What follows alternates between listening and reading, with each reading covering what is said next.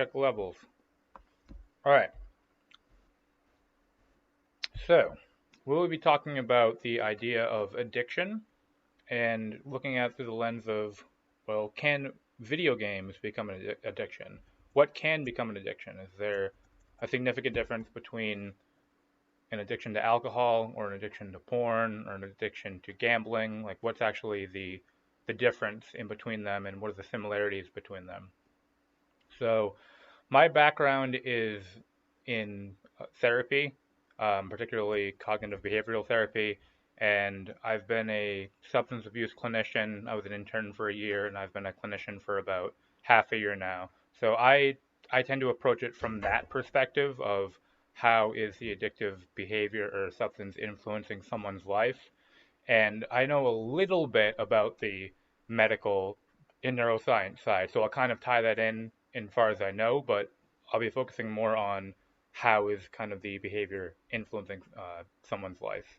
So I think the most simplistic definition I've heard of an addiction that I think is nice because it's at least a starting point to work with is repeated use despite adverse consequences. So again, that's very broad, and that could really tap into essentially anything um, that causes distress. I mean, in the DSM in the clinical world, we generally think of impairing functioning or impairing or causing distress that's quote unquote clinically significant. So that generally means it's influencing a major area of our life. So we'll look at it at first from that lens, kind of like the different areas that might be impacted by behavior or substance use, and then I'll actually go into the technical DSM-5 diagnosis criteria, and I'll talk a little bit about what I know about the neuroscience. But again, that's something I'm learning more about. But I think it's interesting. So, what does it mean to have an adverse consequence, right? I think it's another way of putting it is it's not a problem until it creates one, which is like I guess kind of obvious, but the idea of well, it's not really a problem until there's a problem in some area, whether that be like in a relationship, whether that be in your health. So one of the things we often do is we look at life areas that could potentially be impacted uh, by really anything. So um, and again, these can kind of a lot of these intersect and can be broad. So I mean, the first one, I mean, the order doesn't particularly matter, but physical health.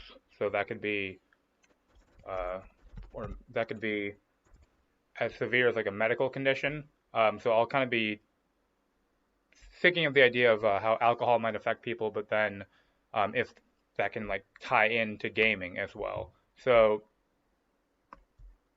with alcohol, obviously, it has a lot of negative impacts on physical and mental health, from damage to the liver to memory impairment, um, and can obviously have a lot of long-term side effects.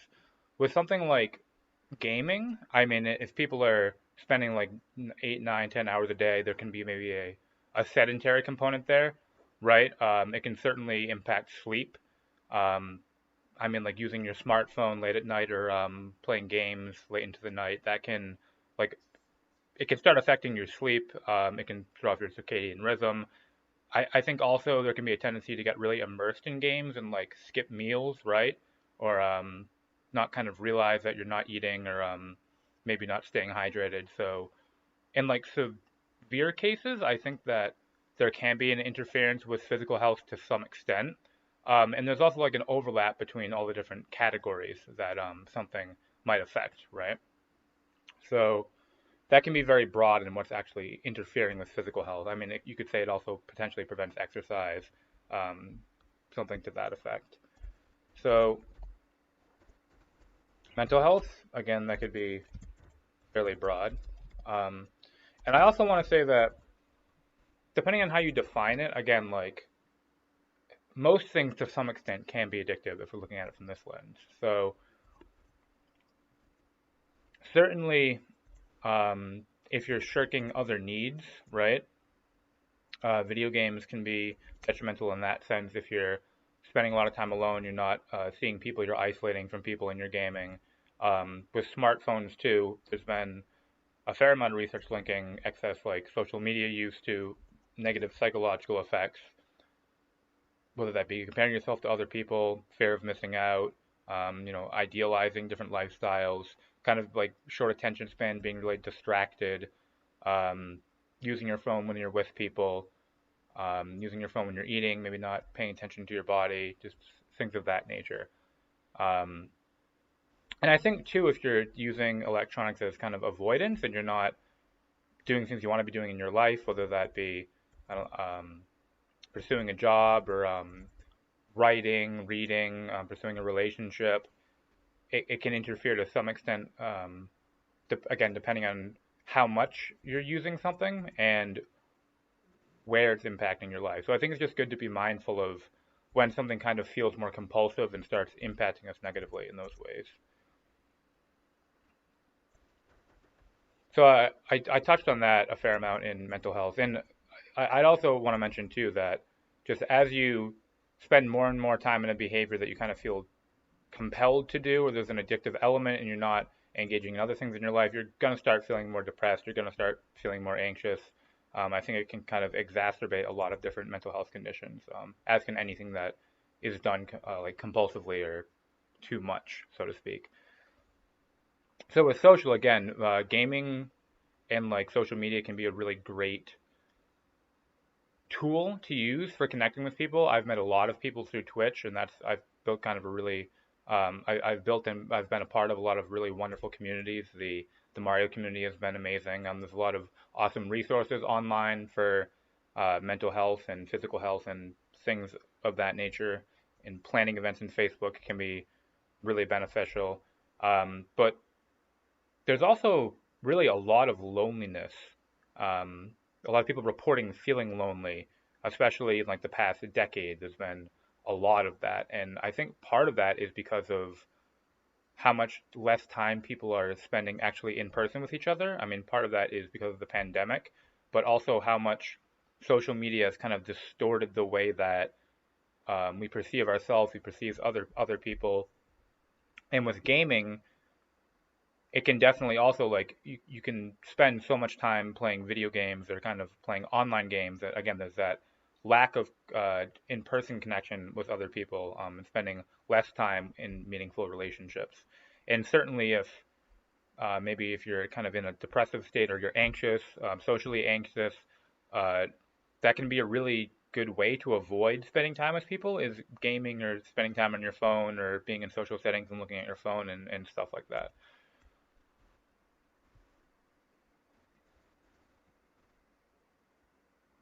This one is often tied together with community um, or family. They can kind of tie together, and that's just the idea of again, if your maybe partner's upset that you're playing too many games, there's the question of well, should you find a new partner? Is it the gaming? So you take that into effect.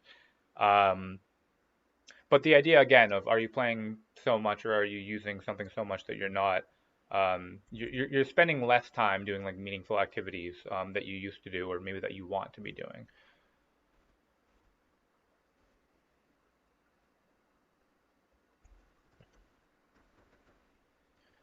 This one was something like alcohol or substances is more common or gambling when you're essentially just spending more money than you have compulsively. I mean, I think with like there are some games that like you can like unlock skins or something and you can put money into it. And that can be potentially a problem if you're spending again more than you have.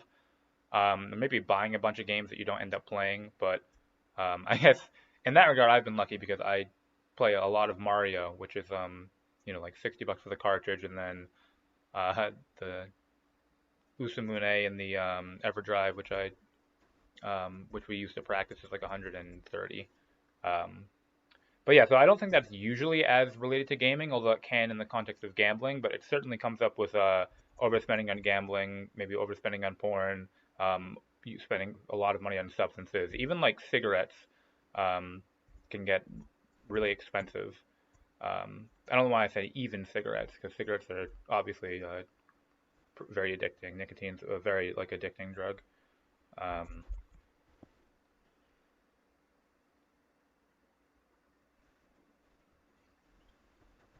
this one again, legal trouble. Usually not an issue with gaming. Unless you get caught downloading all of your illegal ROMs, or potentially like, I mean, playing on your smartphone when you're driving or something like that can potentially bring you the trouble. But usually that's not something that comes up. But that is like an area, like if you're getting into legal trouble, it is indicative of a problem, especially if there's like a repeated issue with it.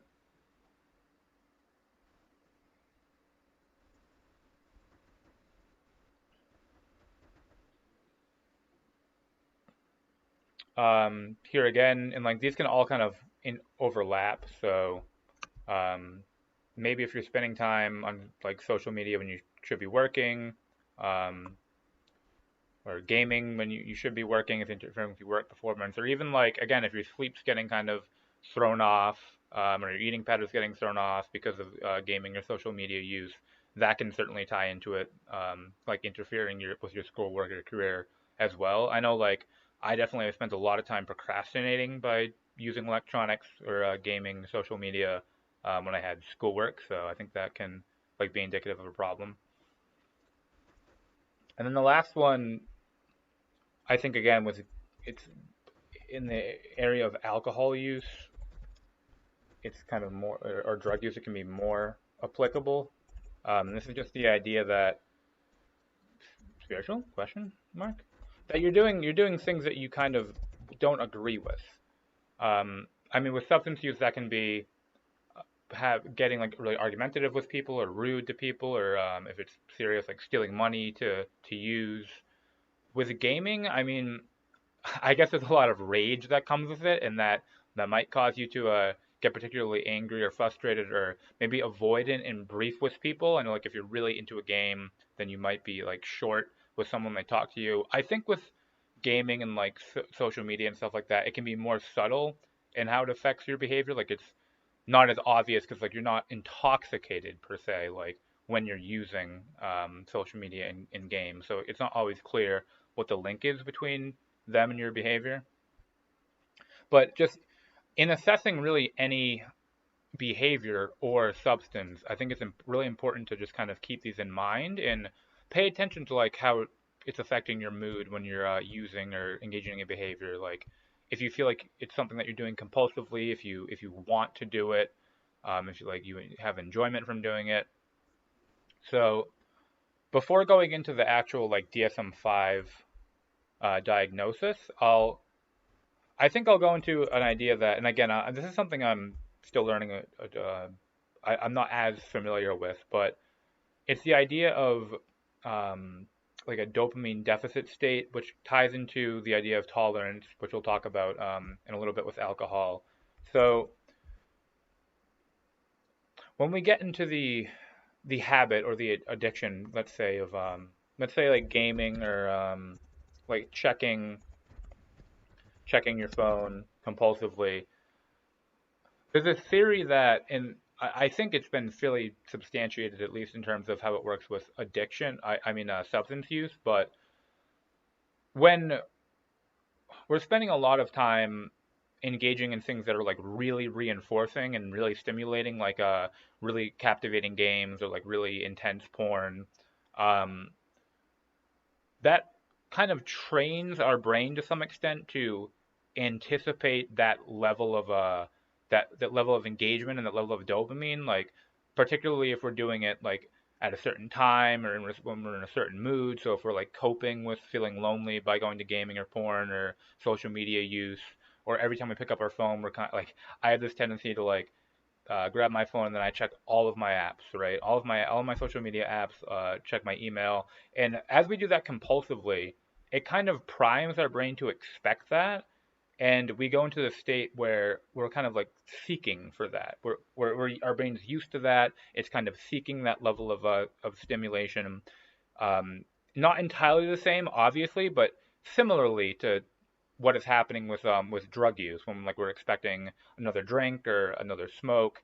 That can really be activated with less, I guess what you might say, less addicting or severe behaviors like gambling, porn, social media, gaming.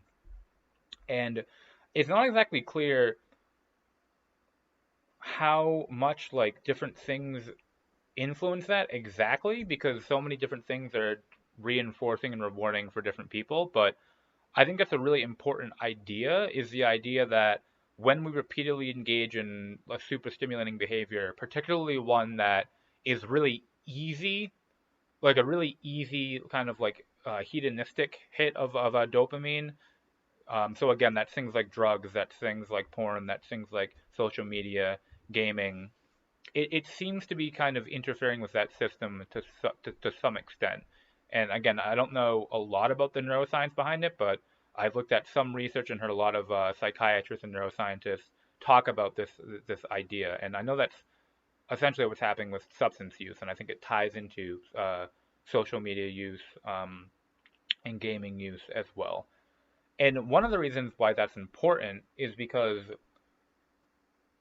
I mean, just anecdotally, the difference between when I really mindfully tell myself I'm only going to check my phone at a certain time and I'm not like waking up and going right for my phone and checking it dozens of times throughout the day, I definitely feel more clear-headed and a little bit less antsy. And like as I do that more, I'm kind of my baseline is a little bit more calm. I'm more attentive. I have a longer attention span. I'm not exactly sure about what the research says in terms of like doing like social media fasts or something like that, but that's what I've experienced, and it seems to make sense with what I know about addiction and dopamine and just like mindfulness practice. So now that we've kind of talked about those ideas, we'll go into the actual the DSM-5 diagnosis, which will overlap. Yeah, I got my handy dandy giant purple book. Um, so this overlaps a fair amount with what we just went over. Um, and what's interesting, if you actually look at like the DSM-5 is the Diagnostic and Statistic Manual, so it's in America what we use for um, classifying different disorders. But if you look at like alcohol use disorder, cocaine use disorder, opioid, a lot of them just have very similar criteria, and these can be used with gambling and porn and just other addictive type behaviors. I think there's really a lot of overlap in how we think about when something becomes problematic.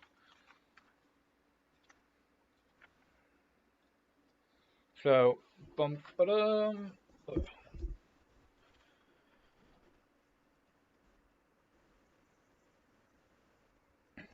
So I'm going to run through alcohol use disorder because there's not a gaming disorder diagnosis or social media diagnosis yet. I think eventually there will be. Um, but again, I think a lot of these categories can apply to a lot of other behaviors. So I guess it's not called alcoholism technically, it's called alcohol use disorder. So kind of do the Spark Notes version, right? So it's problematic pattern. So again, there's a problem in your life um, of use leading to significant impairment. It's kind of the abbreviated version.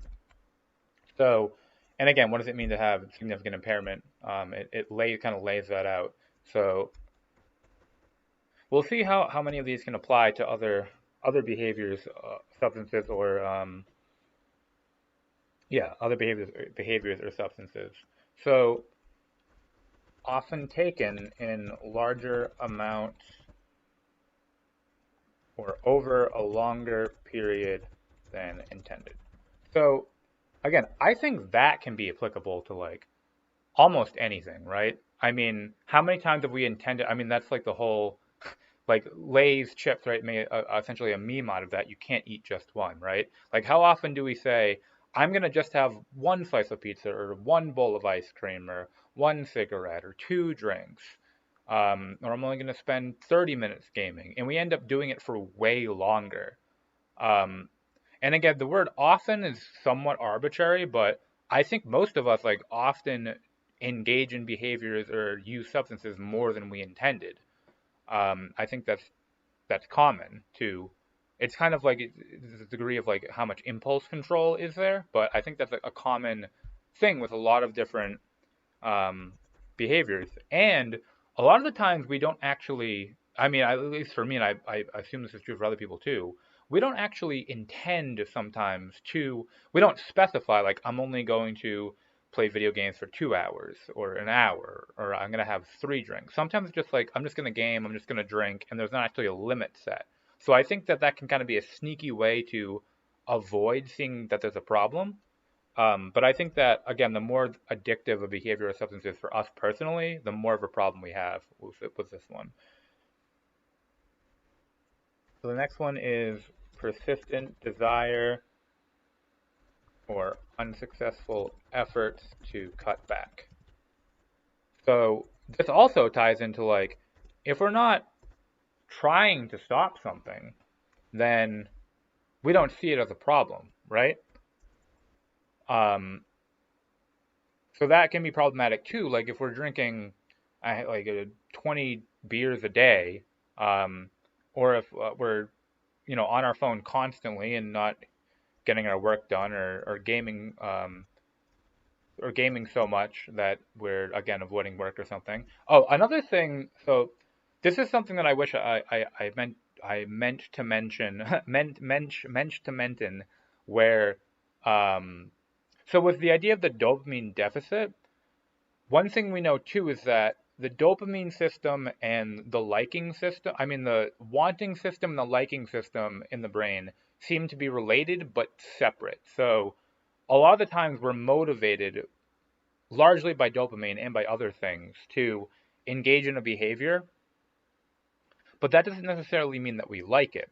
And what happens as we build up tolerance to substances and to behaviors is that we crave that substance or that behavior, but we often don't like it very much anymore. That's particularly true with like opiates and nicotine, where it's like with those we're having withdrawal symptoms, right? We're like we use those to, people who are addicted to opiates or cigarettes like use that to some extent to feel normal and avoid withdrawal.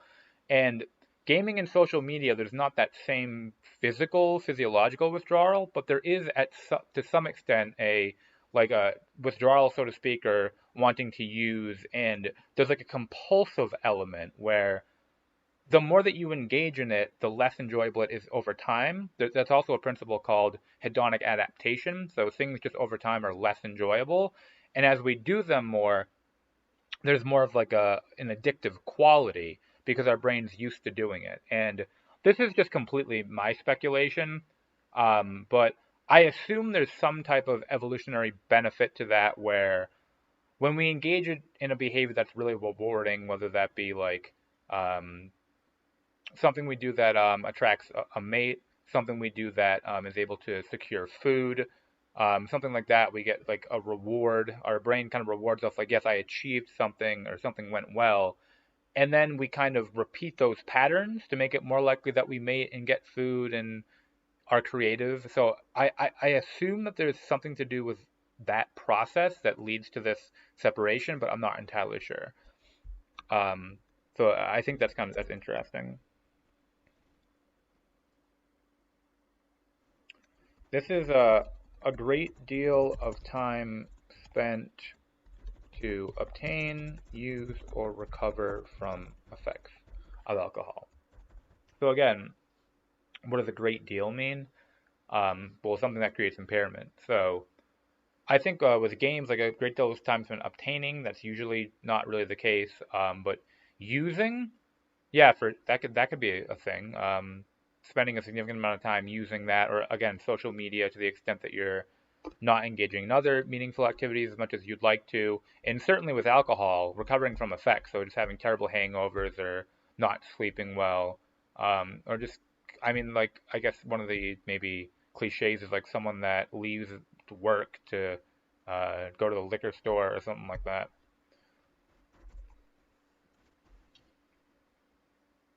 So this is something that I talked about quite a bit, is craving or a strong desire.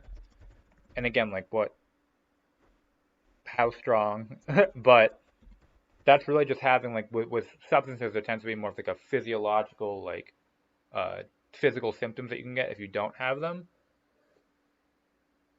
But I think like it can be for some people difficult to it's certainly difficult for me to like not if my phone's around like not looking at it.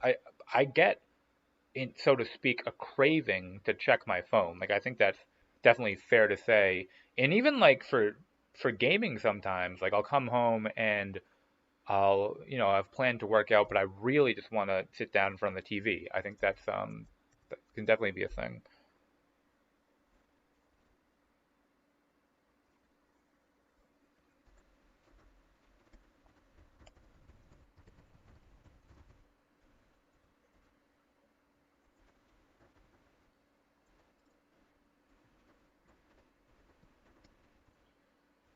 So this one taps into again that idea of different life areas. Um, and it's also so that work, school, or home.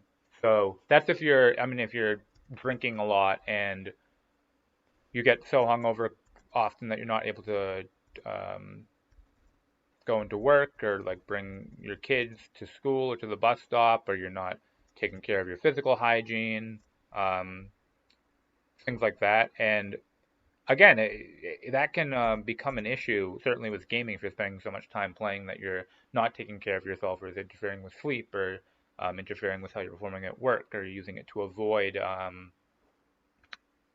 schoolwork or something like that.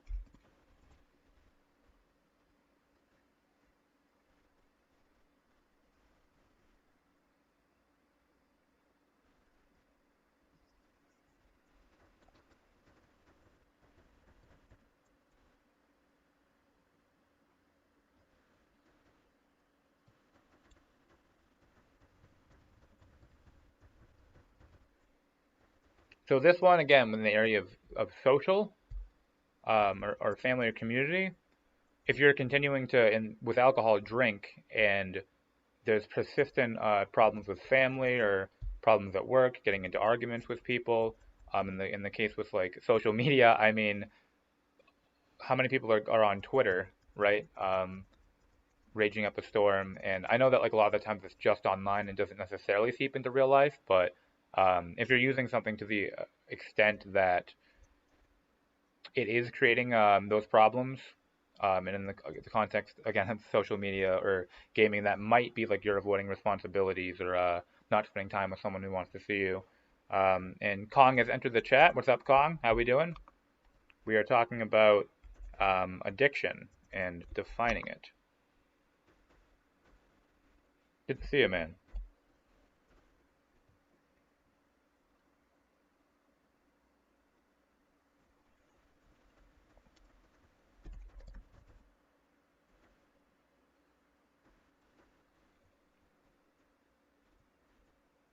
Glad to hear. What have you been up to? Are you in Are you in school right now? This one is again. We've talked quite a bit about this, and it specifies like occupational, social, recreational. Um,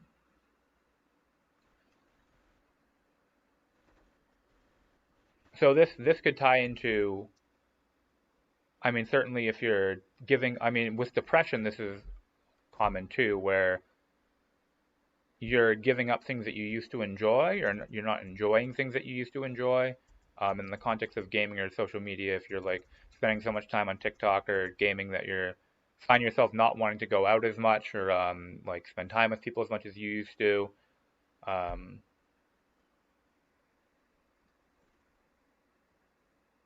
I actually don't know what that acronym is, Colin. What is MEA?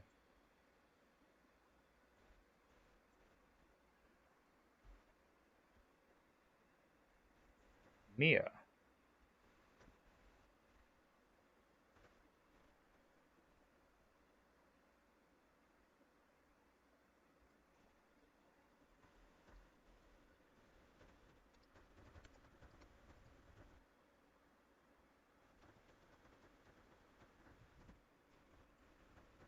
Physically hazardous.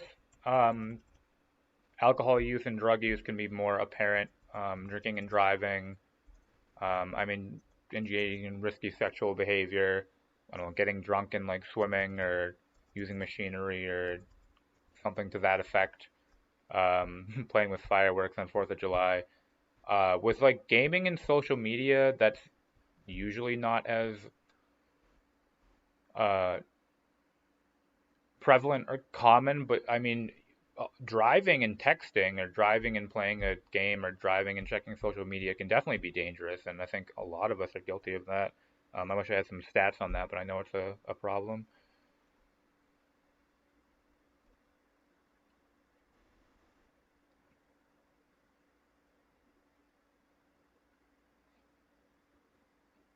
Oh, cool. So is that 3 day break Kong like is that like a 3 day weekend then?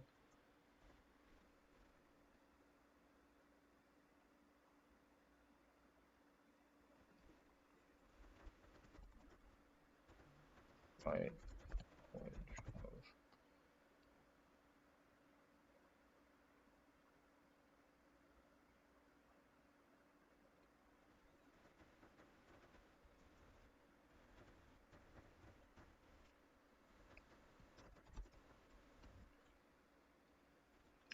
So this is the idea that you know that drinking is exacerbating a liver condition or maybe like a kidney condition or really poor sleep or contributing to depression or anxiety, or you know that avoiding spending time with people because you're gaming so much or maybe contributing to like some type of physical problem from inactivity. You know that those are negatively impacting you, but there's a continued use. So that kind of goes back to the compulsive element and the element of having an adverse effect but continuing to do it. Oh, Wednesday through Friday off? That's neat. A 5 day weekend.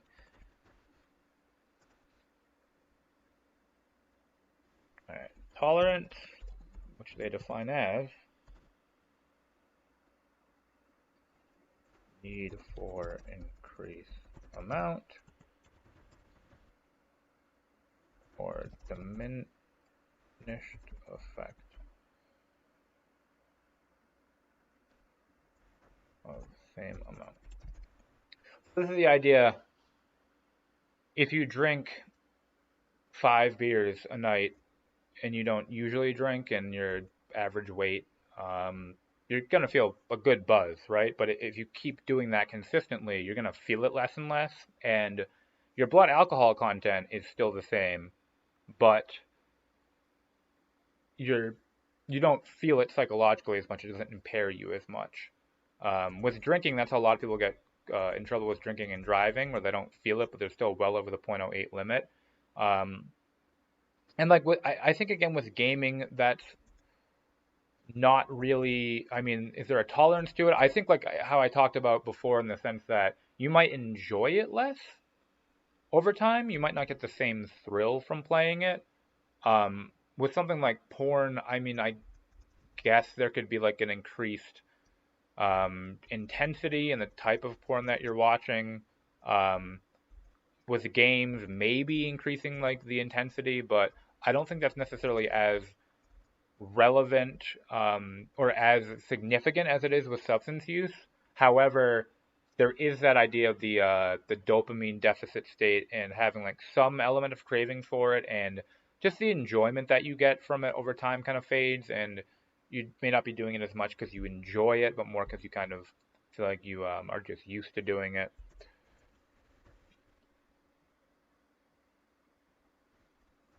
And then withdrawal is the last one.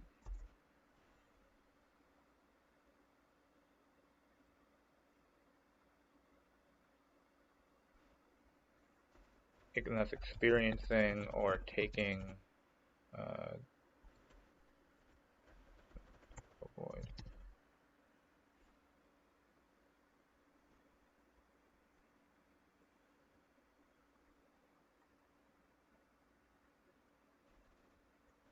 Yeah, there's this phenomenal streamer and YouTuber called his name is Dr. K, and he's healthy gamer underscore GG on YouTube and Twitch, but he's he talks a lot about dopamine and gaming and addiction, and he's really opened my eyes to thinking about stuff like that.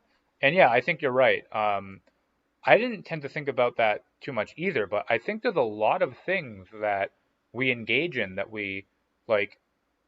It's not like I sometimes I spend so much time on my phone and I don't like wake up or like plan my day and say, you know what I want to do? Like, I really want to spend a bunch of time like on social media or on my phone. Like, I don't really ever say that, but then sometimes I just find myself using it more. Um,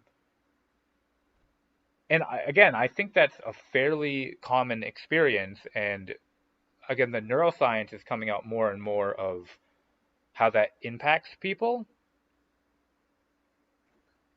And especially with substance use, I mean, a lot of the times it's avoiding the withdrawal is kind of the motivation for taking something. And there's also this concept of I mean, and sometimes I'll watch some speedrunners and like they're not having fun.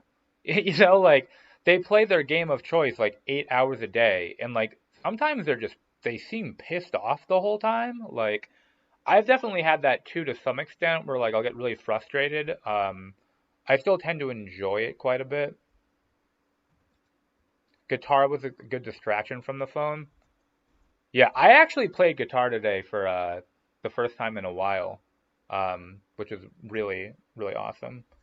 Um, all right, I think I'm gonna wrap up the YouTube segment here, and then I'm gonna go back to chatting. Um, but I think that the kind of the takeaway is that we've learned a lot about just the concept of addiction and dopamine, addictive behaviors, addictive substances, in the overlap, starting with the literature on substance abuse.